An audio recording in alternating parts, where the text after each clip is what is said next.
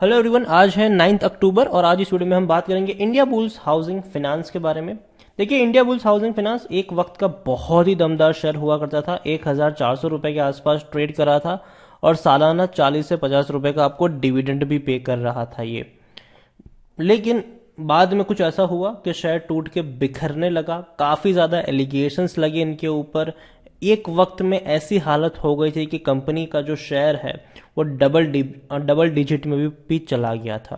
लेकिन फिर से तेजी दिखाने की कोशिश की और पिछले क्वार्टर में राकेश झुनझुनवाला ने इंडिया बुल्स हाउसिंग फाइनेंस में अपना भरोसा जताया और बड़ी क्वांटिटी यहाँ पर इन्होंने खरीदी। अगेन बता दें, इसका मतलब ये नहीं है कि आप जाके खरीदारी कर ले। राकेश झुनझुनवाला की डीएचएफएल में भी बड़ी हिस्सेदारी थी, लेकिन कंपनी का क्या हाल हुआ ये आप सब जानते हैं।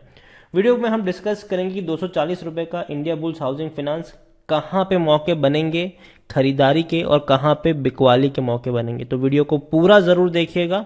तो शुरू करूँ उससे पहले, अगर आपने अभी तक चैनल को सब्सक्राइब नहीं किया है तो प्लीज़ अभी इसे सब्सक्राइब कर लीजिए, क्योंकि आगे भी बहुत सारे वीडियोस हैं जो आपको काफ़ी ज़्यादा हेल्प करेंगे।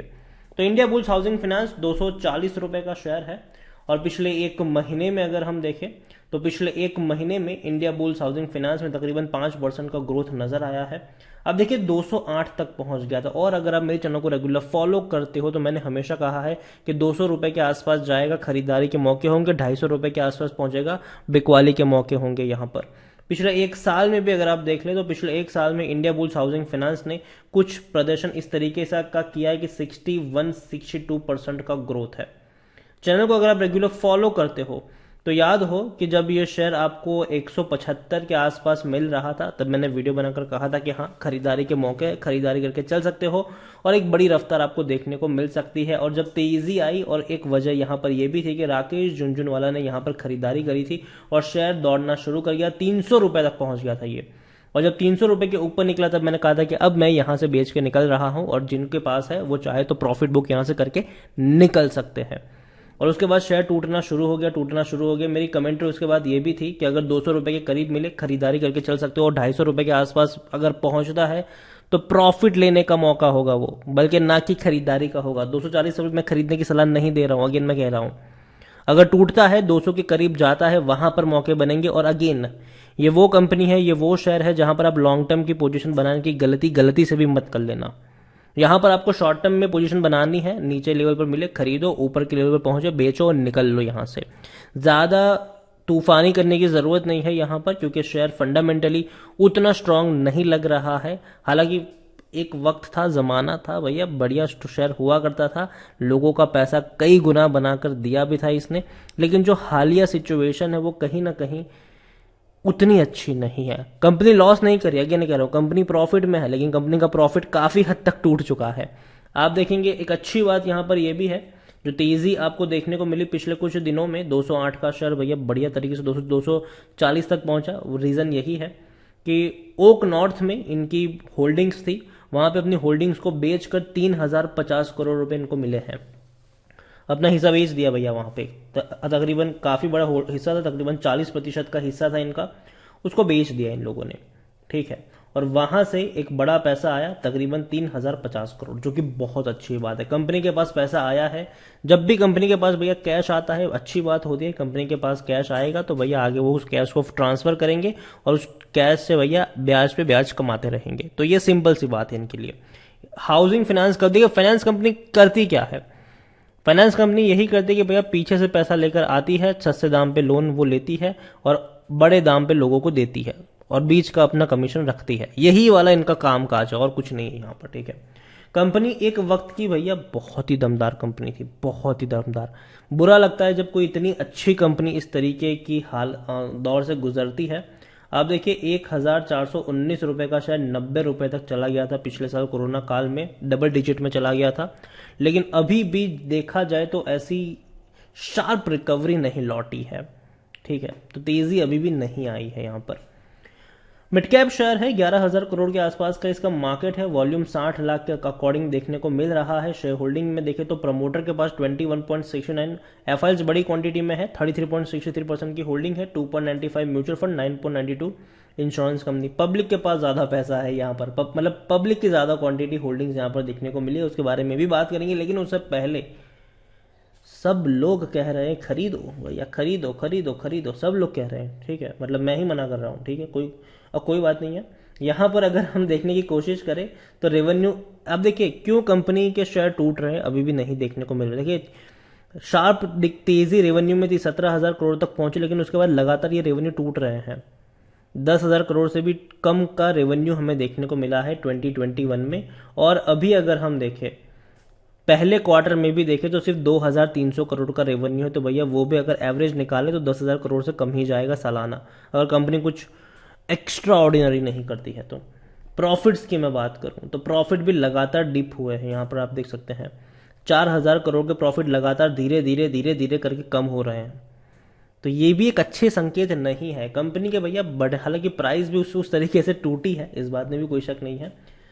लॉन्ग टर्म में अच्छा रिटर्न कमा कर दिया है, अच्छा डिविडेंड पेइंग शेयर अभी भी है, अभी मतलब जिस प्राइस पे ट्रेड कर रहा है उसके हिसाब से तो अच्छा ही डिविडेंड पे कर रहा है। खरीदने का अभी भी सही मौका है क्योंकि शेयर ओवरबॉट जोन में नहीं है, कोई भी रेड फ्लैग नजर नहीं आ रहा है। पी रेशियो भी इसके सस्ता है, मतलब सस्ते वैल्यूएशन के ऊपर अवेलेबल है, 9 से भी कम है, जबकि सेक्टर पी 28 है। 50% एनालिस्ट कहते हैं खरीदो खरीदो खरीदो खरीदो खरीदो। होल्डिंग्स की बात करें यहां पर तो यहां पे पूरा गेम है।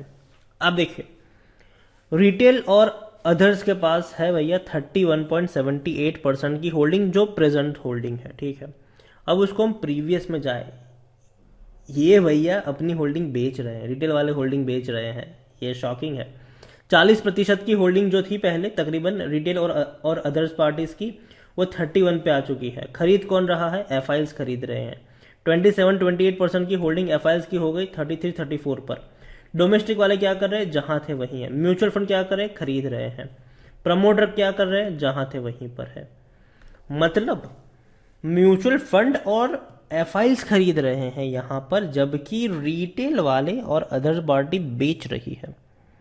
तो देखिए अगेन सितंबर क्वार्टर का जो शेयर होल्डिंग पैटर्न होगा वो इंटरेस्टिंग रहने वाला है कि वहां पर क्या सिचुएशन देखने को मिलती है। अगेन वहां पे एफआईएल्स खरीद रहे हैं, रिटेल वाले क्या कर रहे हैं वो देखना काफी इंटरेस्टिंग रहेगा। लेकिन अगेन एक चीज मैं आपको यहां पर कहना चाहूंगा, इंडिया बुल्स हाउसिंग फाइनेंस 240 पे तो मैं नहीं खरीदूंगा, बाकी आपकी मर्जी। लेकिन हाँ 200 के करीब शेयर मिलेगा, 200 के करीब मतलब 210 भी हो सकता है, ठीक है, उसके करीब मिलेगा तो डेफिनेटली खरीदारी के मौके बनेंगे। लेकिन लेकिन लेकिन लेकिन लेकिन पर शेयर आपको 25-30 का प्रॉफिट भी हो जाता है, तो मेरे हिसाब से एक बार के लिए प्रॉफिट लेना चाहिए और यहां से एग्जिट कर लेना चाहिए। लॉन्ग टर्म के लिए यहां पर अपना पैसा फंसा के नहीं रखना चाहिए। मार्केट वो भी तब जब मार्केट अपने ऑल टाइम हाईस पर बैठा हुआ है, ठीक है। तो अच्छी कंपनी है, उम्मीद करते हैं कि रिकवर करे, लेकिन फिर भी देखते हैं कि क्या होता है आने वाले वक्त में। सिचुएशन अभी पॉजिटिव भी है और नेगेटिव भी है। यहाँ पर अच्छी बात है कि कंपनी ने एक बड़ी फंड रेजिंग कर ली, मतलब अपने हिस्से को बेच के बड़ा पैसा कमाया है यहाँ से। नेगेटिव चीज़ यह है कि कंपनी के प्रॉफिट्स और रेवेन्यू अभी भी इंक्रीज होते हुए नजर नहीं आ रहे हैं।